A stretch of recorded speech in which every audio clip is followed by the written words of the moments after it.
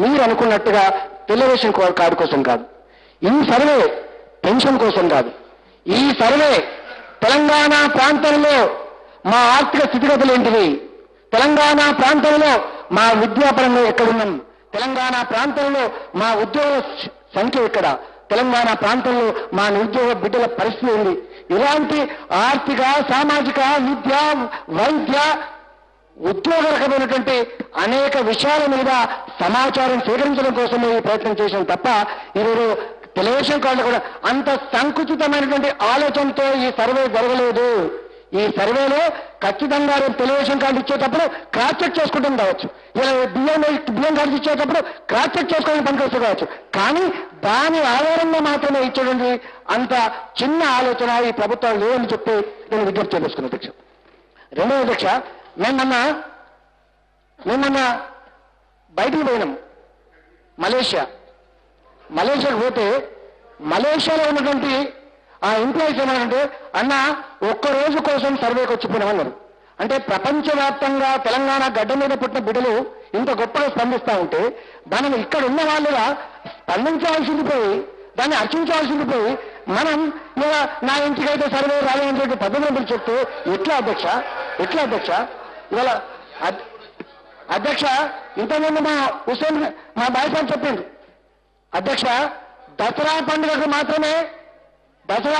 మాత్రమే కుటుంబాలంతా కలుసుకునే సాంప్రదాయం ఉంటుంది అధ్యక్ష. ఎందుకంటే పెళ్లిళ్ళైతే కూడా కలుసుకునే సాంప్రదాయం ఉంటుంది అధ్యక్ష. కానీ కుటుంబ సర్వే సందర్భంగా అందరూ కలిసిమెలిసి పండుగ వాతావరణం మాత్రమే కాదు అధ్యక్ష. ఒక మాట చెప్తే మీరు ఆశ్చర్యపోతారు, విడిపోతామని చెప్పి కోర్టుల్లో దరఖాస్తులు పెట్టుకున్న భార్యాభర్తలు కూడా మళ్ళా కలిసేటువంటి వాతావరణం కల్పించే గొప్ప ఉదాత్తమైనటువంటి సర్వే అధ్యక్ష అది. ఇలా అంతేకాదు అధ్యక్ష, ఇవాళ వైషమ్యాలతో రగిలిపోయే కుటుంబాలు కలిసిపోయినాయి.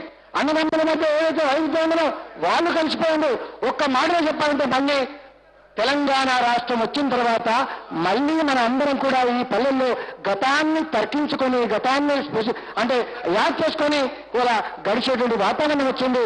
ఖచ్చితంగా ఈ ప్రభుత్వం మన ముఖ్యమంత్రి కేసీఆర్ గారు తెలంగాణ పల్లెల్లో ప్రేమ ఎట్లా ఉండనో, మానవ సంబంధాలు ఎట్లా ఉండనో, కుటుంబ వ్యవస్థ ఎట్లయితే ఉండనో, గొప్ప కలిసిమెలిసి వాతావరణం ఎట్లయితే ఉండనో, కులం లేకుండా మతం లేకుండా వలసలు పెట్టుకొని పిలుచుకునే వాతావరణం అవుతుందో అది రేపు తెలంగాణ రాష్ట్రంలో మళ్ళీ రాబోతుందా అని చెప్పేటువంటి వాతావరణాన్ని మాత్రం ఈ సర్వే కల్పించింది అధ్యక్ష.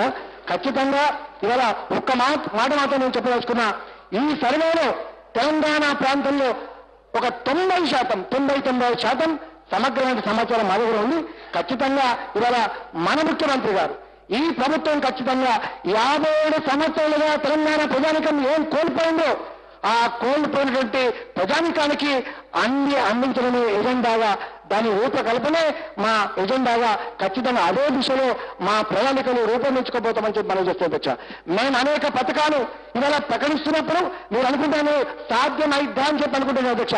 మనసు ఉంటే మార్గం ఉంటుంది, చేయాలనే తపన ఉంటే సాధ్యమవుతుంది. ఇవాళ లేకనే కదా ఇవాళ రాజకీయ పార్టీలు రాజకీయ నాయకుల మీద ప్రజలకు ఏం భావన కలుగుతుందో మీరు ఒకసారి ఆలోచన చేయండి. ఇవాళ తగ్గిపోతున్న విశ్వాసం ప్రజలకు రాజకీయ పార్టీల మీద రాజకీయ నాయకుల మీద విశ్వాసం తగ్గిపోతున్నటువంటి ఈ సందర్భంలో మళ్ళీ ఆ విశ్వాసాన్ని పాదుకొలిపే కర్తవ్యాన్ని తెలంగాణ ప్రభుత్వం ఖచ్చితంగా తీసుకుందని చెప్పి మనం చేస్తున్నాం అధ్యక్ష. మా గౌరవం మాత్రమే కాదు అధ్యక్ష, తద్వారా మీ గౌరవం కూడా పెరిగేటువంటి ఆస్కారం ఉంటుంది తప్ప మీరు అనుకున్నట్టుగా మీరు ఊళ్ళలో విధంగానే మీరేం శాంతిగా లేరు, మీరు సుఖంగా లేరు.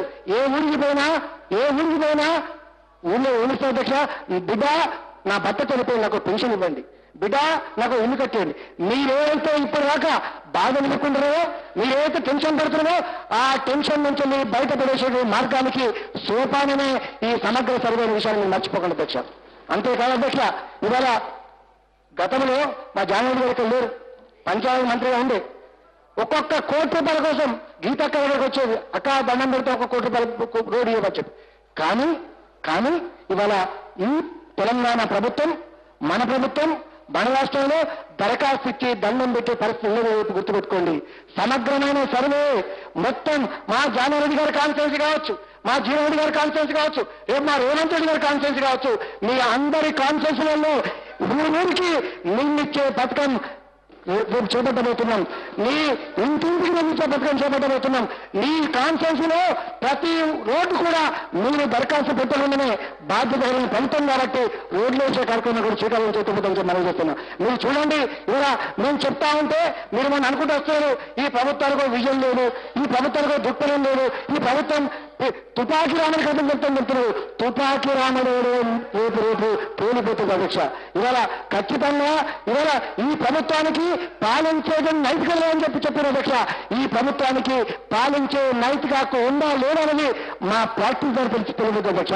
కాలం ముందున్నది, మిషన్ల కాలం ముందున్నది. ఖచ్చితంగా నేను ఒకటే విజ్ఞప్తి చేస్తున్నా, నేను ఎవరి మీద దాడి చేయడానికో విమర్శించడానికో ఈ ప్రభుత్వం సిద్ధంగా లేదు. మిమ్మల్ని అందరూ కూడా మంచి కలుపుకొని తెలంగాణ బంగారు తెలంగాణ నిర్మాణం కోసం కృతనిశ్చయంతో పనిచేయాలని సంకల్పం ఉంది. ఆ ప్రభుత్వానికి మీరు అండగా ఉండండి, ఆ ప్రభుత్వానికి మీరు తోడుగా ఉండమని చెప్పి విజ్ఞప్తి చేస్తున్నారు. సిగ్నేచర్ ఒకరిద్దరు సిగ్నేచర్